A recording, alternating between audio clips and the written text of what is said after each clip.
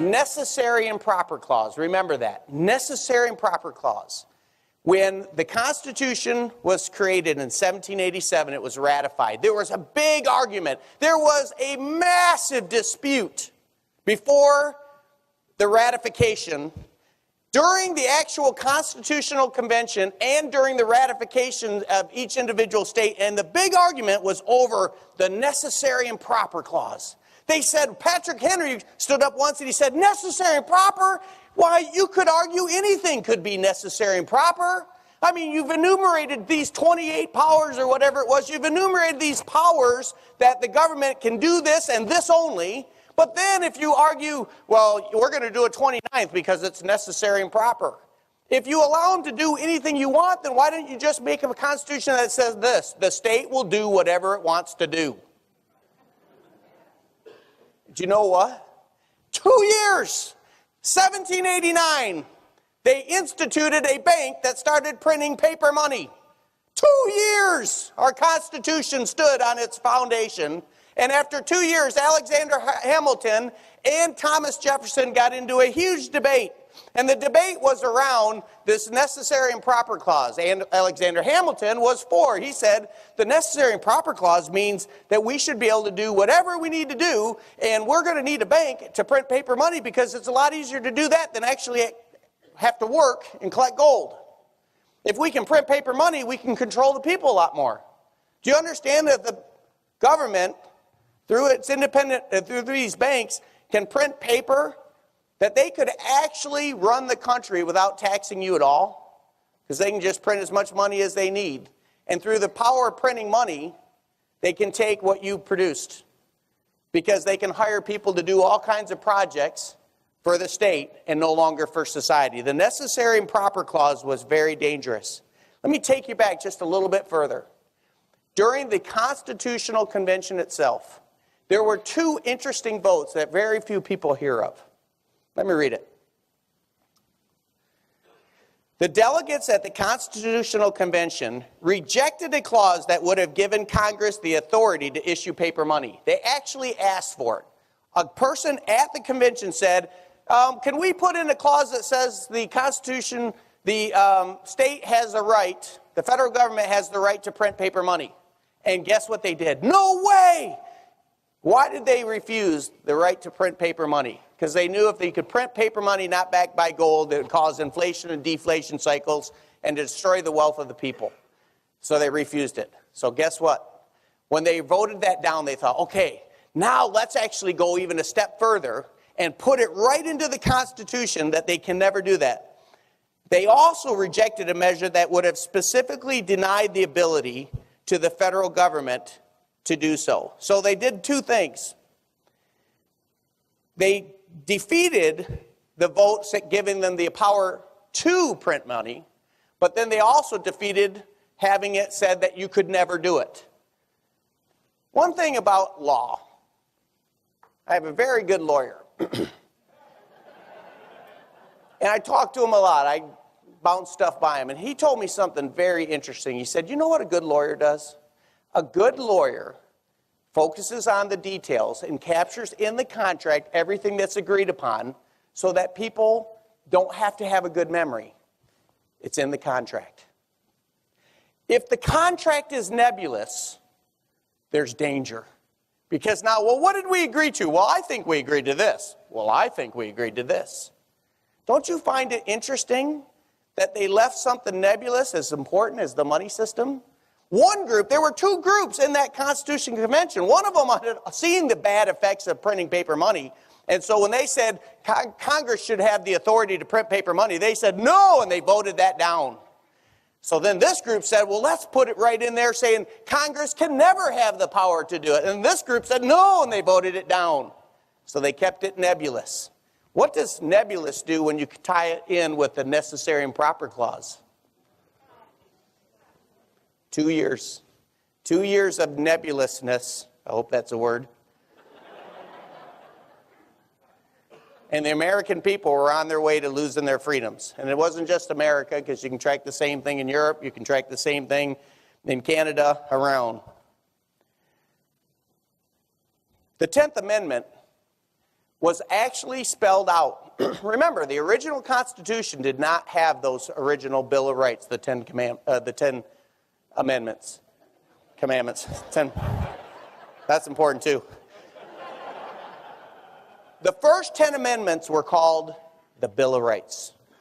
And the 10th Bill of Rights, the 10th Amendment, here it says, the powers not delegated to the United States by the Constitution, nor prohibited by it to the states, are reserved to the states respectively, or to the people. So here's what it's saying. All those enumerated powers, anything that wasn't specifically enumerated, is reserved for the states. So you would think that should have protected us from the necessary and proper. Oh no. 2 years, and we lost it. So here we are. And you hear, well, what did these banks do? I mean, Orrin, what was the danger of having one of these banks? Here is the banking system in a nutshell. You've got the Treasury. This is the U.S. Treasury. And you've got this banking system, all of these banks that use what we call fractional reserve banking. And here's how your money is created today. It's not gold, it's not silver. It's when the Treasury needs more money, and our federal government, how often does it need more money? Pretty much on a daily basis. So it says, I need more money. But they've taxed the people up to the limit. They can't just go and double our taxes because they're afraid that we would protest that too much. So they go to these fractional reserve banks and say, can we borrow some money? And they're like, sure. And then they go to their computers and they digitize some more money and they hand it to our government. You say, but how can they just digitize money? Don't they have to have money in their vault in order to do that?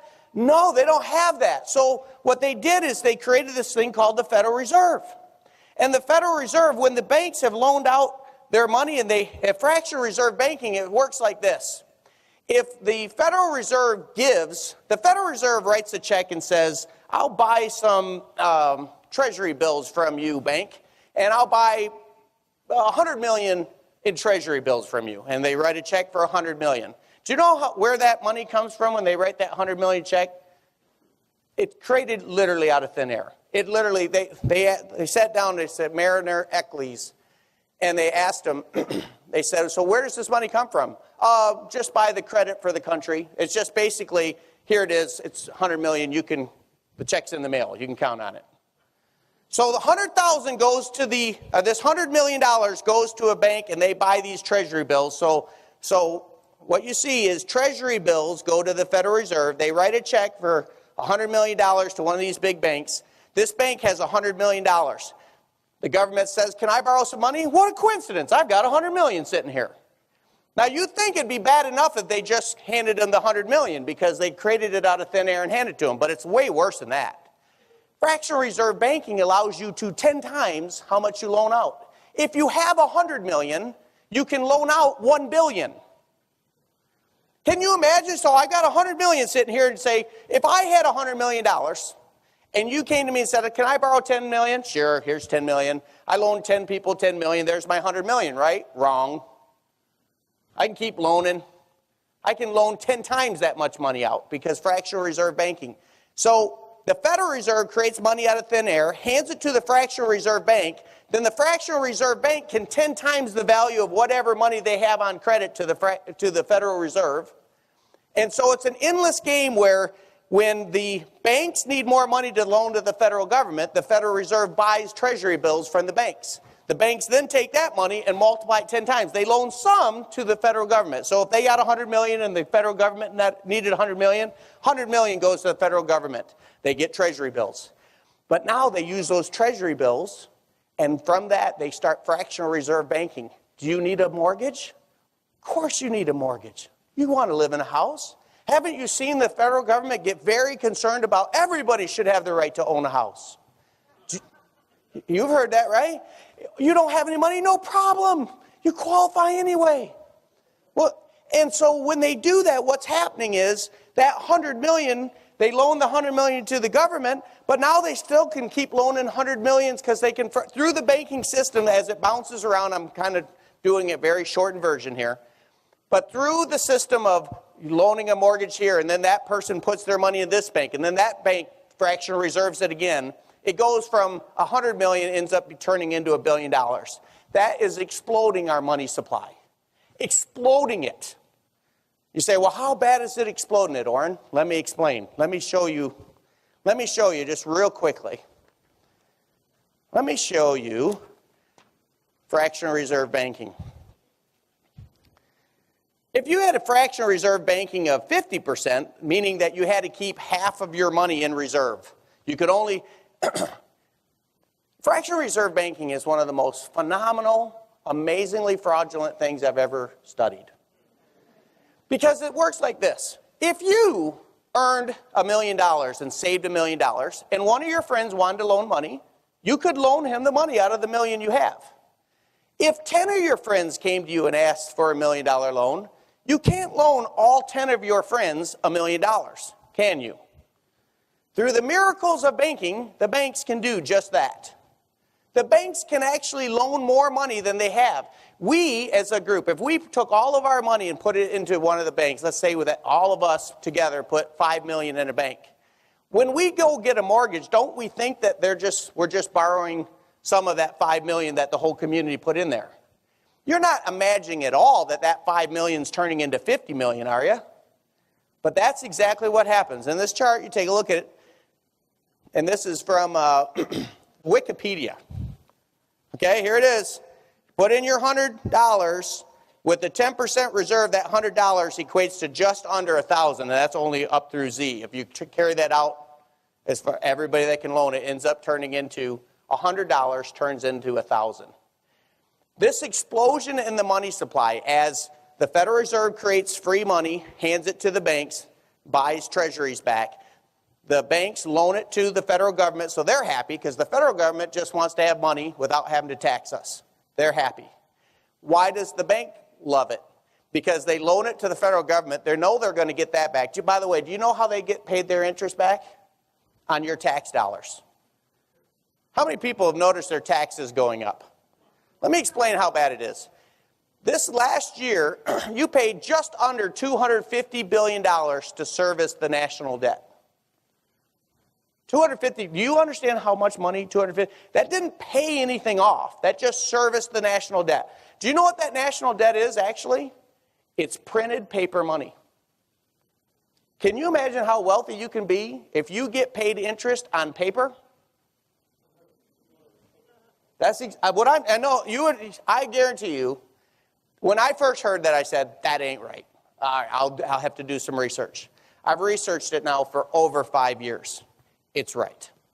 What I'm telling you is, through the government wanted so bad to be able to make money without having to raise taxes, so it wins in the deal. The banks win because they get to charge interest without having to store gold or have anything of real value. The only people who lose is everybody who has to work for a living, that ends up having to pay higher taxes and services debt. When you get this mortgage, although they printed the money out of thin air, do you get to print money back in thin air and hand it back to them? That would be at least more fair, wouldn't it? You know, you print, I print. I'll stay up later, print more, you know. No, that's not the way it works. They print fool's gold, and then you have to do the wealth of a country. If we really believe that wealth is paper, then why wouldn't everybody just go and say, well, we're never going to produce another item. We're just going to print paper. We'll beat China. We'll print more paper than them. The wealth is not paper. The wealth is in production that a country. All money does is it's an index that tracks the values of different things of production that you're doing. And yet what we've got in our head is print more paper, and that's creating wealth. And so we're becoming such an inflationary society, and the rest of the world eventually not going to keep playing this game with us. So watch this. This fractional reserve banking, this 10 times effect. Let me show you how bad this is killing us. Now, I'm not going to get into the M1, M2, M3 in detail. I'll just tell you that there's 3 forms of measurement that they used to report. Up through 2006, the government at least reported how much inflation they were doing. M1 was just the standard, absolute liquid cash. M2 was liquid cash plus some institutional plus deposit savings. M3 was the big one. M3 was the one that you really wanted to track because it showed just the effects of inflation and the fractional reserve compounding. And up through 2006, they tracked it. And in 2006, the federal government announced they were no longer going to report the M3 number. I wonder why. Let me show you the graph. Let me tell you one other part before I show you this graph. 1971 was a key date for your freedom. Some of you are like, I wasn't even born in 71. It was still a key date. In 1971, Richard Nixon did something that you very rarely hear about. You hear about Watergate all day long, but you don't hear about this. You don't hear that in 1971, Richard Nixon was attempting to finance the Vietnam War and finance all these programs at home, giveaway programs at home, and they were printing more paper than they could back in dollars. And although the United States was off the gold standard locally in the country, they were not off the gold standard compared to other countries. If they printed too much paper, the goods in our country would go so high that some of our dollars would be bought. We'd use all these excess dollars and buy stuff overseas. And so other countries would get these big trade deficits. The United States would get a big trade deficit, and then they'd bring all this cash back to the U.S. and say, we don't want any of your goods, so we just want gold for this. And they'd hand millions of dollars, and they'd get gold. And all of a sudden, gold was going out of the United States like crazy, to the point that they could no longer do it after 1971. So they had two choices in 1971. You either stop printing paper money and get serious about only having your money backed by gold again, or you go off the gold standard entirely. And the Bretton Woods Agreement, it was a whole system that started right after World War II. In 1971, Richard Nixon took the dollar off of the international gold standard. So now you could print paper indefinitely, and there's no check on the ability of inflation. Based upon this, I would predict after 1971, we see an explosion in inflation. Anybody want to see the real data and see what happened? See, because you know you have a good theory if what you predict to happen and what happens lines up. That's when you know that you start saying, every idea has consequences. Ideas have consequences. So when you start understanding the theory and you say, oh, they're doing this idea, they're acting on that, this is the consequence. Let's see what Richard Nixon, which again, you don't hear much about this, but in my opinion, this was the biggest mistake in American monetary policy ever. 1970, can you see this? This is 1970 right there. You see how small this is? This is trillions of dollars. It's not even 0.1, it's like 0.1 trillion total money supply, as long as they were checked by the gold standard internationally. You can't just print money because eventually other countries will hold you accountable and come back with this paper and say, give me gold. Paper money was all it was supposed to be, is an acknowledgement that there was so much gold sitting over here for this paper. And at any time you could turn that paper in for gold. That kept people honest because you wouldn't print too much paper because somebody would eventually come and say, I want my gold back. This paper is just for convenience. We found it a lot easier to carry a few hundreds in your wallet than carry a few piles of gold, right? Gets a little heavy. 1971, right there. What has happened to the money supply? Do you realize what this is? This is taking your value. You say, oh no, my house has gone up in value since then. No, your house didn't go up in value. It's just more dollars to pay for. This is the biggest loss of value for citizens. This is trillions of dollars stolen from you, stolen from me, stolen from other Americans and Canadians and everybody around the world. This is just the U.S. chart, but this chart, because when they took the U.S., took itself off of the international gold standard, it took all countries off the gold standard. Because everything was based on the U.S. dollar. The U.S. dollar was the only one that had to be honest. And if that one was honest, since everybody was trading in dollars internationally, all of them had to be honest. When the U.S. took it off, we became a totally, around the world, every civilized country is running a dishonest system where they can print paper and call it gold, and you lose value.